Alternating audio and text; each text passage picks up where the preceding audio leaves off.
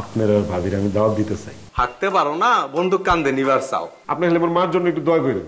তোমার মার আবার কি হয়েছে? কি হয়েছে ওইটা তো নিজেও বুঝতে পারতেছি না, ডাক্তারও বুঝতে পারতেছে না। 5,000 টাকা লাগবে টেস্ট গুলো করানোর লেখা, কিন্তু আমি যদি তোমাকে 5,000 টাকা দিই তাহলে তোমার সমস্যা মিটবে?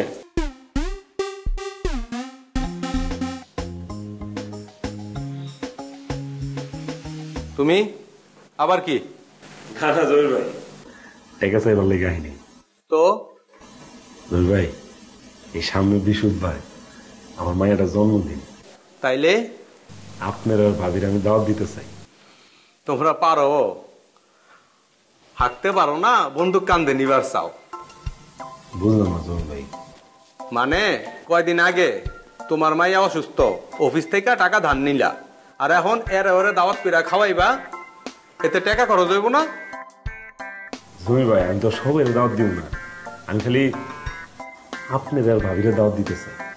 শুনেন জহির ভাই, আপনি যদি দাওয়াতে আসেন আমার বউ কালা বোনা রান্না করবো, আর আমার বউয়ের হাতের কালা বোনা যদি একবার খান আঙ্গুল চাটতে চাটতে আঙ্গুলও খেয়ে ফেলাইতে পারেন, কম যায় না।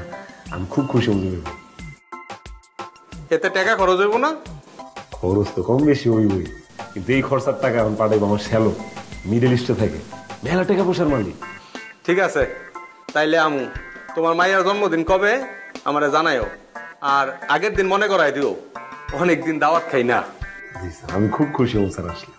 তখন আমি যাও ফার্স্ট ক্লাস করে একটা চা বানাই নিয়ে আসো। আমি তুরুকে যাবো, তুরুকে আমার জমি ভাই। আচ্ছা ঠিক আছে। হ্যালো, হ্যাঁ নাসি শুনতেছোস? হ্যালো, হ্যাঁ ওই যে আমি শুনতেছি।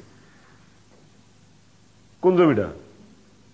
ওই যে খিল খেতে জমিটা, যে একদম রাস্তার ধারে 4 কাঠা যে জমিটা। আরে ওই এলাকার জমি বেচা কিনা সব দায়িত্ব কার জানোস? আমার শ্যালকের মঞ্জু। না এত এত কমে আমি সুপারিশ করতে পারবো না রে, আর একটু বাড়া। এইটা হইলে আমি একটা কথা যা কইতে পারি ওর সামনে, যা আমি কয়ে দিব, তুই চিন্তা করিস না, যা কয়ে দিব। কইছস যেহেতু ফোন দিছস, ভাই ব্রাদার মানুষ, আমি কয়ে দিব, যা।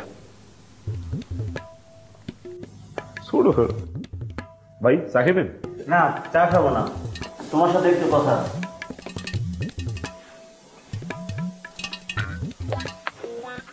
বড় স্যার কি আবার কিছু কইছে দেখি? না না না না, তুমি ফোনে কি জানি বলতেছিলা তোমার শালা? আমার শালা? ও মঞ্জু, মঞ্জু মঞ্জু আমার শালা। ওই যে জায়গা জমি দালালি করে, কিন্তু খুব সৎ উপায় করে, ধান্দাবানি করে না।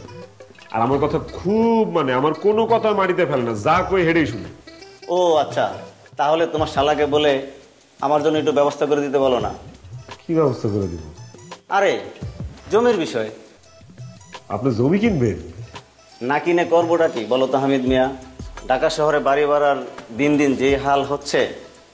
যাই হোক, তুমি কি আমাকে একটা ফেভার করতে পারবা? দরকার হলে তোমার শালার সাথে একদিন বসি।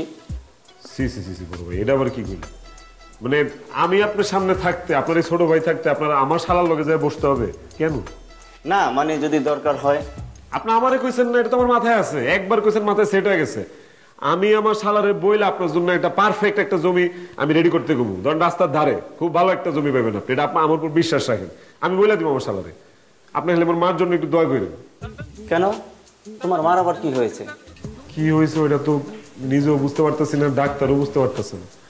আজকে মেলা টেস্ট দিছে, 5,000 টাকা লাগবে টেস্ট গুলো করানোর লেখা, কিন্তু অন্তরে 1 টাকাও জোগাড় করতে পারিনি।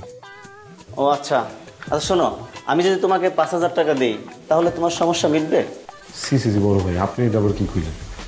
আপনার থেকে আমি টাকা ধার নিব, আপনি কয় টাকা বেতন পান? আরে মানুষ তো মানুষের জন্য।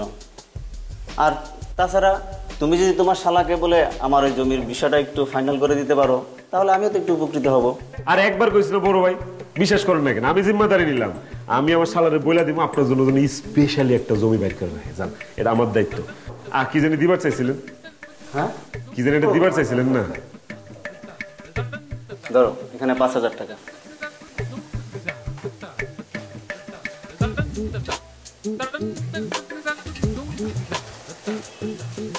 কি যে উপকার করলেন বড় ভাই, সারা জীবন মনে থাকবো।